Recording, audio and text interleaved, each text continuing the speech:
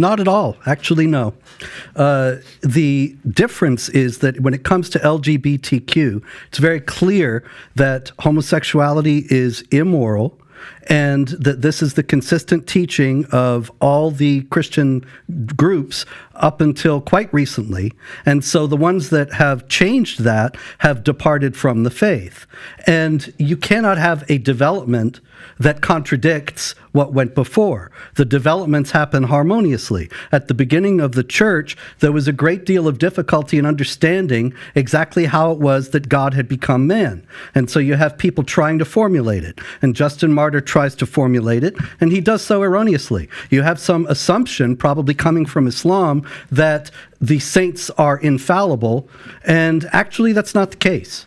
And so you want to quote me fathers of the church from before Nicaea all you want. The fact is that the Trinity was formulated at the Council of Nicaea in 325, and there isn't anything that was taught by the authorities in the church. Justin Martyr was a great saint, but he was not one who was formulating the doctrine and charged with the responsibility to give us what the teaching of the Christian faith is. The Ecumenical Council had that authority, and they formulated it in this way.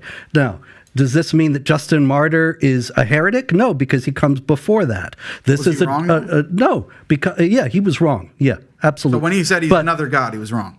There's only one God. Right. We are actually monotheists. I know that Islam teaches that everybody else is a polytheist. I think you are. Well, we're not.